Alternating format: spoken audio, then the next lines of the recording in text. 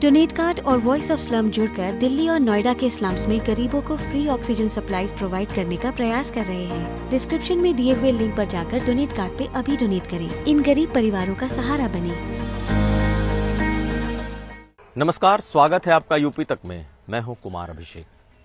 आज बात एक म्यान में दो तलवार की। जी हां, चर्चा इस वक्त उत्तर प्रदेश में इसी बात की हो रही है कि आखिर एके शर्मा को किस रोल में योगी मंत्रिमंडल में लाया जा सकता है और क्या कहीं ये एक म्यान में दो तलवार जैसी बात तो नहीं।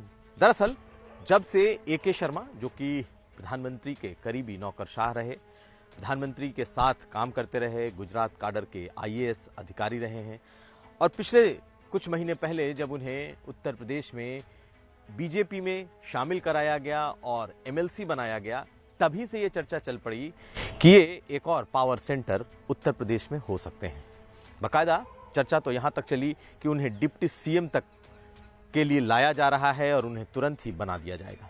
लेकिन ये चर्चाएं अचानक से खत्म हो गई। लेकिन एक बार फिर ये चर्चा उभर कर सामने आ गई है कि क्या एके शर्मा को उत्तर प्रदेश में बड़ी और अहम जिम्मेदारी दी जाएगी।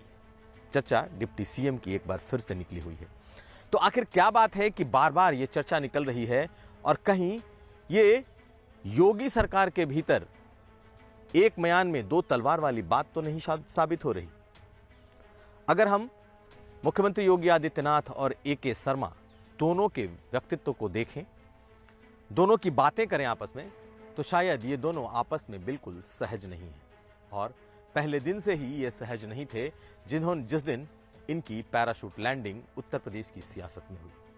3 महीने तक बिल्कुल सब कुछ शांत था, लेकिन जैसे ही ये कोरोना काल आया, एक बार फिर ये चर्चा तेज हो गई, क्योंकि कोरोना काल में सरकार पर सवाल उठे। बनारस मॉडल की चर्चा शुरू हुई, प्रधानमंत्री ने तारीफ की, वाराणसी ने सबसे पहले इस पर एक तरीके से कह सकते हैं कि इस पर वाराणसी मॉडल ने जीत भी दर्ज की। लेकिन चर्चा इस बात की चली कि ये वाराणसी मॉडल नहीं है, ये उत्तर प्रदेश का मॉडल है, ये मोदी मॉडल है, ये योगी मॉडल है।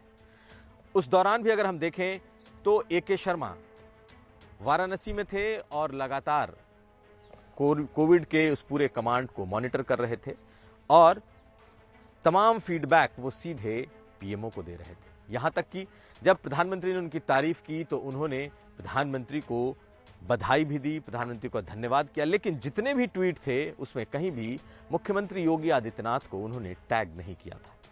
यानी कि दोनों के बीच एक असहज स्थिति पहले से बनी हुई थी और अब जबकि पार्टी और सरकार के भीतर कुछ बदलाव, कुछ परिवर्तन की बात चल रही है, अब जबकि संगठन लगातार सरकार और पार्टी का फीडबैक ले रहा है, ऐसे में एक बार फिर से ये चर्चा बहुत तेजी से जोर पकड़ चुकी है कि एके शर्मा का आखिर क्या रोल होने वाला है। एके शर्मा निश्चित तौर पर अभी की अगर हम बात करें, जो अभी के हालात हैं उसके मुताबिक उन्हें जरूर कोई अहम पद मिलेगा अगर उत्तर प्रदेश में मंत्रिमंडल विस्तार होता है। एक बात और, अगर एके शर्मा आएंगे तो वो निश्चित तौर पर एक और पावर सेंटर बनेंगे, इसमें भी कोई दो राय नहीं है। क्योंकि शुरू से ही जिस तरीके से योगी आदित्यनाथ और एके शर्मा के बीच की केमिस्ट्री दिखाई दी है, दोनों अलग अलग दिखाई दिए हैं। दोनों की बिल्कुल नहीं जमी है, नहीं बनी है, ये भी साफ है। और ऐसी स्थिति में अगर केंद्र की तरफ से उन्हें इस मंत्रिमंडल में जगह दी जाती है, चाहे जो भी पद मिले, अगर वो आते हैं तो वो दूसरे पावर सेंटर बन सकते हैं, इसमें कहीं दो राय नहीं है। और शायद यही वजह है कि मुख्यमंत्री योगी आदित्यनाथ नहीं चाहते कि सरकार में किसी तरह का कोई इंटरफेरेंस केंद्र की तरफ से हो या उन्हें किसी पद पर लाया जाए।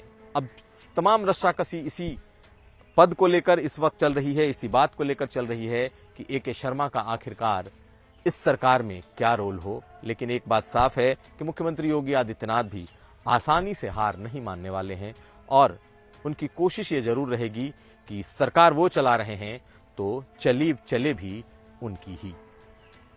कुमार अभिषेक, यूपी तक।